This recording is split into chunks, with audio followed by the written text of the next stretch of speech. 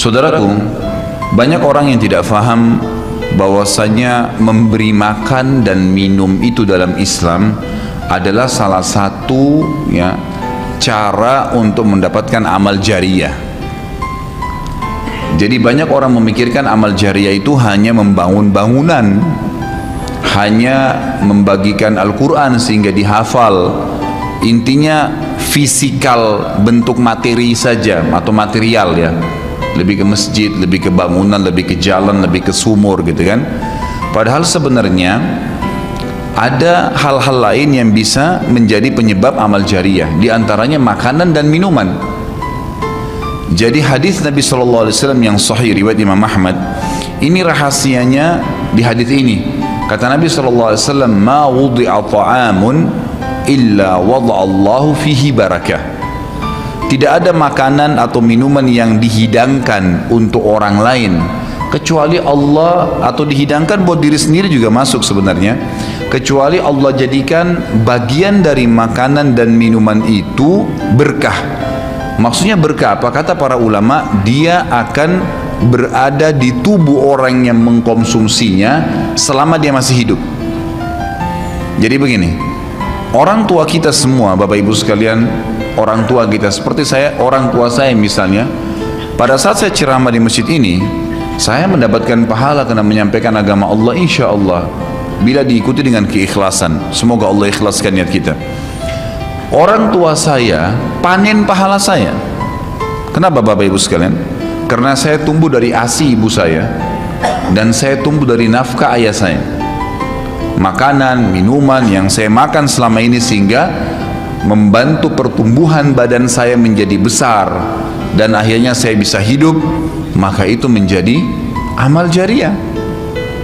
Makanya dalam hadis riwayat Imam Muslim, seorang sahabat bertanya, ya Rasulullah, ayyul islami khair?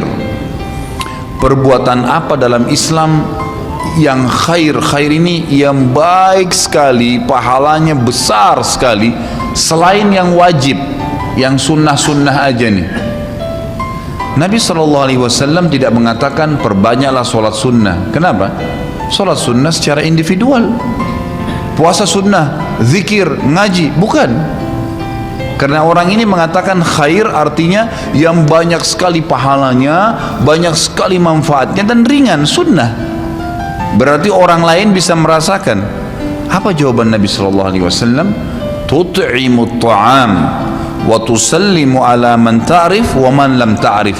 Engkau memberikan makan dan minum kepada orang yang kau kenal atau kau tidak kenal.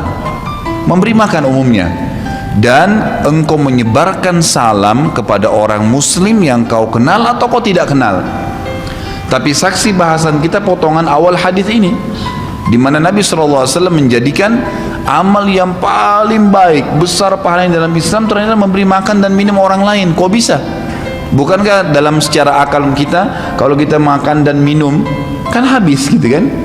Ternyata yang dibuang oleh tubuh itu yang tidak dibutuhkan saja. Yang jadi, mohon maaf, air seni kita, air kencing dan buang air besar jadi tinja, itu yang tidak dibutuhkan oleh tubuh, tapi yang dibutuhkan diambil, diserat gitu kan? Dia akan menjadi bagian daripada otot-otot, urat-urat yang memang membutuhkan pembaharuan, atau bahkan menjadi bagian daripada darah di tubuh kita, dan seterusnya. Tubuh kita terdiri dari 75% air. Dan Allah SWT mengatakan dalam Al-Quran, a'udzubillahi minasyaitonirrajim, wa ja'alna minal ma'i kulli syai' hayy. Kami jadikan dengan air itu segala itu bisa hidup. Dan memang seperti itu. Manusia bisa hidup dalam sebulan tidak makan, tapi manusia nggak bisa hidup kalau sebulan nggak minum. Bukan sebulan, seminggu nggak minum. Makanya para sahabat, beberapa riwayat menyebutkan seperti Abi Dzar radhiyallahu anhu, beliau mengatakan waktu beliau datang ke Mekah untuk mencari tahu berita tentang Nabi SAW, saking khawatirnya kalau beliau mengaku mau cari Nabi, karena semua orang yang datang dari luar Mekah mencari Nabi Muhammad SAW waktu zaman di Mekah itu digebukin atau dipukul. Dia dari suku Ghifar, dia khawatir.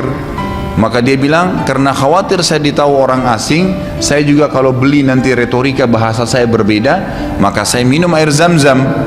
dan selama beberapa hari dia tinggal di Mekah itu 2 minggu cari Nabi SAW, 2 minggu minum Zamzam, nggak makan apa-apa, dan bisa gitu kan minum air.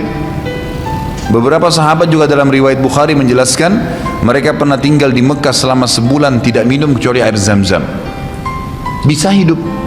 Apalagi memang Zamzam punya kelebihan ya. Zamzam itu kata Nabi SAW adalah makanan dan minuman yang menyehatkan dan mengenyangkan. Tapi intinya air gitu kan, intinya air. Fungsi air banyak sekali kan gitu. Tadi kalau kita masuk makanan dan minuman dulu, memberikan makan dan minum dalam Islam ini sangat besar pahalanya, sebagaimana saya jelaskan, dan termasuk amal jariah. Di dalam Islam ada beberapa kegiatan yang kita disuruh untuk memberikan makan dan minum orang, seperti misalnya membuka puasakan orang lain dengan minum dan makan, dan dijanjikan pahala yang besar. Man fattara sha'iman kana lahu mithlu ajri sha'imin min ghairi an yanqus min ajri sha'imin syai'a. Siapa yang membuka puasakan orang lain, maka dia akan dapat pahala orang itu tanpa dikurangi sedikit pun dari pahala orang yang buka puasa tadi. Dan Umar bin Khattab radhiyallahu anhu pernah memanen pahalanya 1 kota Madinah di zaman khilafah beliau dengan air. Jadi zaman khilafah beliau di akhir hidupnya, atau maaf, di akhir khilafahnya beliau sempat di akhir Ramadan juga, bukan di akhir khilafah, mohon maaf, di akhir Ramadan, dia salah 1 tahun khilafahnya beliau sempat ingin membuka puasakan orang, sudah mau habis Ramadan, ingin dapat pahala. Waktu itu beliau jadi khalifah, jadi raja, diiklankanlah di Madinah. Ya, dia bilang pada pembantunya, gulamnya, tolong iklankan kalau saya akan buka puasakan orang.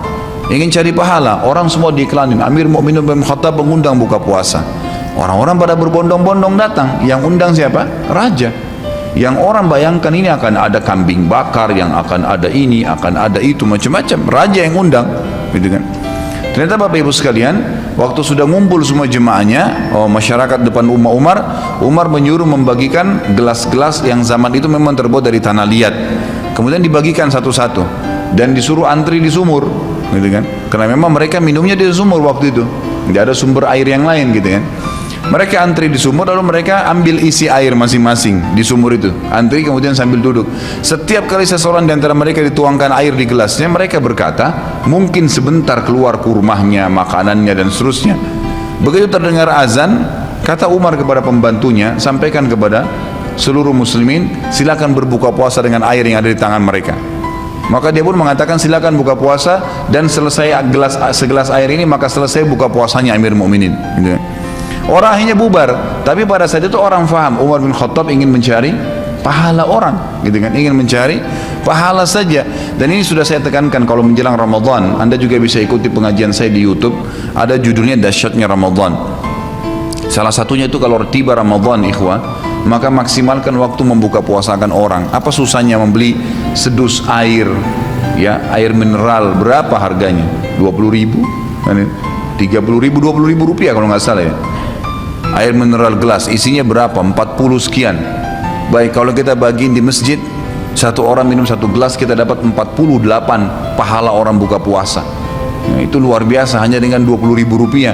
Tapi anehnya banyak orang tidak mau amalkan, padahal itu termasuk selain amal jariah, dapat juga pahala buka puasakan orang lain.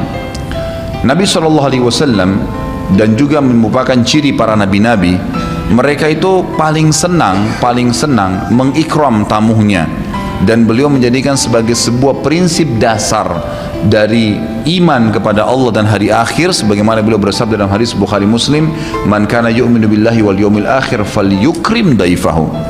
Siapa yang beriman, mengaku beriman kepada Allah dan hari akhir, maka dia harus mengikram itu, melayanin, memberikan makan dan minum, ya, mengucapkan tutur kata yang baik bagi tamunya. Intinya memberikan makan dan minum dalam Islam ditekankan sekali. Karena itu juga termasuk, ya, amal ibadah, amal jariah dan amal ibadah yang akan mendapatkan pahala. Jadi ada 2 sisi pahala yang didapatkan selain amal jariahnya. Selama dia makan dan minum, kemudian itu masih ada di dalam tubuhnya, maka berarti itu akan terus menjadi amal jariah. Kata para ulama, dia akan terus menjadi amal jariah pada saat seseorang tumbuh besar. Kayak kasus seseorang manusia tadi, orang tuanya, ayahnya carikan nafkah yang halal, ibunya kasih ASI, dan dia tumbuh besar dari situ. Tumbuh besar ini ternyata menjadi otot-ototnya, menjadi komponen dari tubuhnya. Kemudian dia menjadi besar, lalu dia menikah. Dari komposisi tubuhnya tadi, ternyata ada yang mengalir di sperma dia kepada anaknya. Kemudian anaknya tumbuh besar juga dari situ, dan seterusnya. Jadi amal jariah selama masih ada manusia itu. Jadi seperti itu luar biasanya gitu. Di antaranya tadi saya bilang, kita bisa mendapatkan pahala dengan buka puasakan orang. Yang kedua, mengikram orang. Mengikram ini memberikan, menyuguhkan sesuatu buat tamu. Ya. Termasuk ya, yang dianjurkan adalah sering-sering ya, mentraktir orang lain. Ada kultum saya itu. Subhanallah, saya isi salah satu pengajian di salah satu kantor di Sudirman ini. Sampai saya dibisikin, Ustaz, setelah saya nonton di YouTube ceramahnya Ustaz tentang traktir, ini teman-teman semua pada berebut nih, saling traktir-traktiran gitu. Jadi nggak lagi nunggu temannya yang bayar, tapi dia yang bayar duluan. Ternyata itu amal jariah ya Ustaz ya. Oh iya, amal jariah. Kan gitu, memberikan makan orang. Bayangkan kalau dia makan dan minum dia kenyang, kemudian ada yang jelas pasti ya, makanan minuman yang dimakan dan diminum itu pasti ada bagian yang akan menjadi komposisi tubuhnya, nggak mungkin semua terbuang. Maka itu berarti akan jadi amal jariah. Apalagi kalau dasarnya yang kita berikan makan orang-orang yang bertakwa, orang soleh, luar biasa, makin kuat dia beribadah. Ciri Nabi Ibrahim alaihissalam, Nabi Ibrahim itu malah luar biasa ikramnya ya. Dia suka dengan tamu, sampai-sampai kalau dihidangkan makan, cirinya beliau nggak pernah makan sendiri. Pasti habis dihidangkan makan, dibuka pintu rumahnya, siapapun lewat dipanggil makan sama dia. Syekh bin Baz hafizahullah rahimahullah, beliau sudah meninggal. Salah satu muridnya menceritakan, beliau itu punya rumah ya, rumahnya dia di belakang atau di samping rumahnya itu ada sebuah tempat yang kosong pakai AC, ya dilapangkan seperti masjid inilah. Setiap hari beliau menyiapkan makan siang dan makan malam untuk 600 orang setiap hari. Siang itu untuk 600 orang, malam untuk 600 orang. Jadi 1200 orang yang makan setiap hari, atau 1200 porsi lah ya. Kalau orang yang sama makan siang dan makan malam, sampai-sampai beliau bukan mengundang ya, nggak diundang orang. Jadi awal-awalnya saja diiklanin. Jadi kalau sudah tiba waktu makan siang, yang lagi nyapu jalanan mampir, yang lagi lewat mampir, yang muridnya mampir, yang kerabatnya mampir, pokoknya mampir 600 orang. Siang malam tiap hari sampai belum meninggal. Itu bagaimana mereka mengikramnya. Kadang-kadang kita subhanallah, makanan kita taruh di kulkas sampai rusak, nggak mau dibagi kepada orang. Pelitnya luar biasa.